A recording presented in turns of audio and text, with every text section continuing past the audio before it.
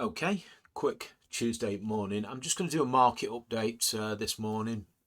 So the theme at the moment, there's a lot of scared investors out there. It, you can hear a pin drop. It's so quiet, especially in the UK. It's just absolutely tumbleweed environment. But what plays with my psychology is there's so many good looking stocks. There's plenty of good growth stocks, but there's so many good looking sort of stocks what have come off the lows and are in that first consolidation out of that sort of off that 52-week low area. The market is loaded with them, and especially in the UK markets, we haven't seen that strong trend yet. The large caps had a good move, didn't they? Um, since the gold trade ran out of steam, precious metals ran out of steam. We're in a kind of we've been in rotation for quite some time. The UK European markets dislocated a little bit from the US markets as well, and they remain a little bit dislocated. But just back to a lot of people are looking at the markets through this straight away. Yesterday's action fantastic in Europe, in UK especially, but we get that. Hang on a minute, just changed without me. That one did. Um, we get that gap up and that drift lower. A lot of volume was traded yesterday. I mean, not exactly much of a step up, but summertime market comparing what we've seen in the last how long. We got a bit of volume yesterday, and it petered out, didn't it, into sort of the close.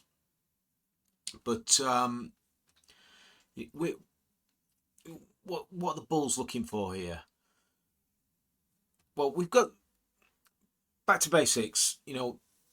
Markets consolidate through time or price. Most people are stuck in this noise here, looking at 1,000 news reports tells you why the action was like it was yesterday. When the market was up, all those all those journalists will give you the bullish take. When the market fades through the day and goes to lows, you'll get the bearish take, and it's going to pull it's going to pull your psychology in all directions.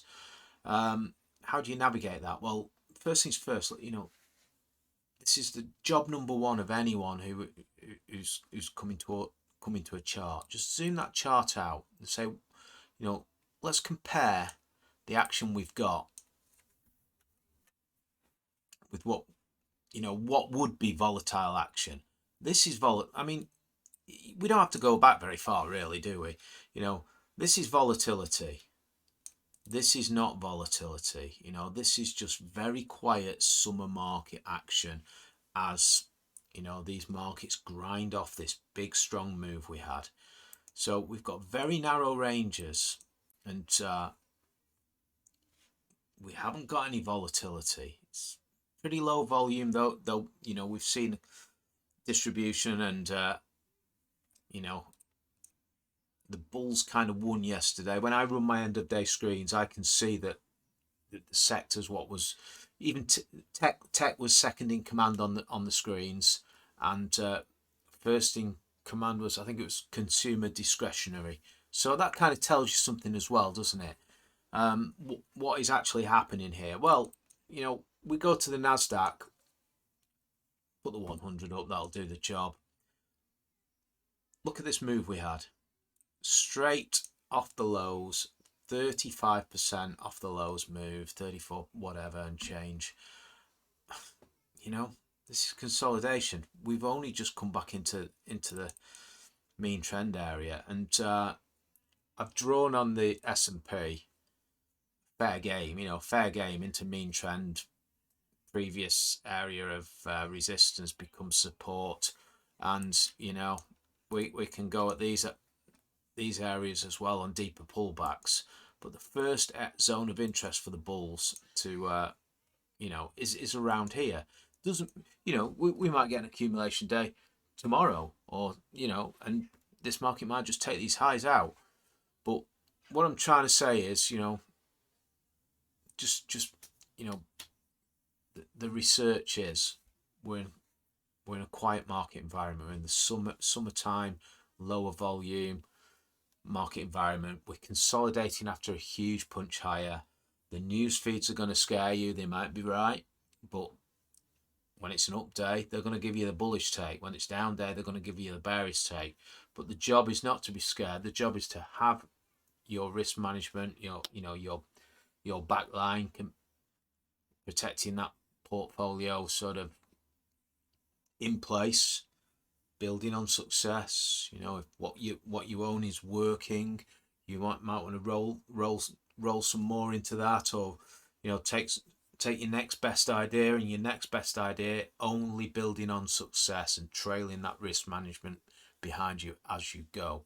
And so I mean, that's what we've got. I'll just push you through the sort of tech. Let me just hit the US. This is the area what's been heavy on the market as well. The semis. Where are we? Well, we've just pulled back into the first area of dynamic support. Very obvious area. After a straight line move of 100%. I mean, what do you think was going to happen? 50% of that uptrend is fair game. It really is fair game. 2/3 of it is fair game also. The strongest tend to sort of always, at some point in that journey, big strong move like that as well. 50% retrace is very obvious. Over and over again, it will happen in uptrends. So, we're still in an uptrend. I'm not saying this is not going to roll over into a bear market. No crystal ball. I'm saying at this moment in time, it's very obvious what the markets are doing. Doom and gloom out there is high. I want to see high doom and gloom. Gives me more. It makes me more bullish. But my risk management is in place at all points. No matter how bullish I am, I don't trade on what I think. I trade on what makes the money. So, that's the semis. Yeah, obvious. Let's just go XLK. Tech. Yeah, we're down in, I've drawn those areas in again. Obvious area to visit. 50% would be around here, and you're talking the sort of 200-day, 10-month area. Previous resistance becoming support. It's fair game to come down into this area. Doesn't mean it'll get there, but this could just unwind further, and stocks are acting well. Stocks are acting very well, especially good growth stocks. The UK's sort of defying this pullback in the US, and it's trading to the beat of its own drum. What you want to see. We'll also just quickly go and punch oil in. Just bring Brent up here. Our view on this was this big move. Thinking this was going to go on a trending move after it already done this big move. It could do. Still in an uptrend. Technically still in an uptrend. But, there it is. You got like a 2/3 retrace of that whole move. And this bounce, this was our sort of talk last week, was this move from oil, pressuring stocks. But, broadly pressuring stocks, though, we're trying to trade the ones what can walk to the beat of it. Stronger than the market. You should be in stocks what you believe are going to be stronger than the market, and not just trading the tide, really, if you're a growth investor anyway. But yeah, obvious area for this to just get a reaction. If you're bullish oil, it's an obvious area to sort of take some off the table, isn't it? And let the bears have a go. And the bears really did have a go. Yes, the news feeds, it's because this and it's because that. Yes, but, it's funny how the charts told us that before the news came out. So, It's always the way, isn't it?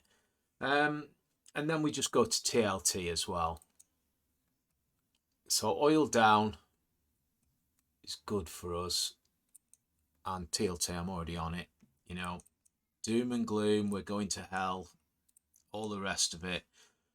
And also our view has been, we could get a push lower through the lows, and if stocks continue to sort of just act well, let's face it, stocks have acted awful on these previous pushes lower, but a push through the lows, TLT in the US especially, is basically, you're seeing relative strength come into the stocks compared with how they acted before is basically what I'm trying to get across there. And obvious area for the markets to come and visit. Double bottom, everyone says. If I flick this chart, I'd be waiting for it to break lower and trade that move. But when you're a stock trader, you always err on being a bull because it's the path of least resistance over time, isn't it? So yeah, I trade. If that was so that was on a stock chart, I'd be looking long on that all day long. But yeah, this bounce off the lows here takes pressure off stocks again. We get a gap up in the market. The gap just puked in the US, but it's more a case of how are stocks acting compared with what we're seeing in this unwind of the basically knocking the froth out of those tech stocks.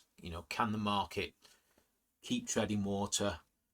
And once that tech unwind eases, can stocks really show that corky sort of in the leaders anyway, the new leaders? I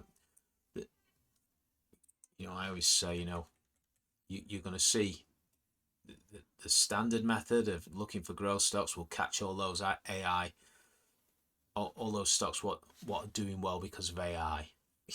It's pretty obvious, isn't it? If they're doing well, it will show up in the numbers. So that's my just back to basics, real simple stuff. Zoom out before you zoom in. The best thing you can do is zoom out of these daily news reports and tune into your bigger picture markets. Are you trading a daily intraday chart? If not, you might want to just get out of that noise and get in your own lane. So hope it helps.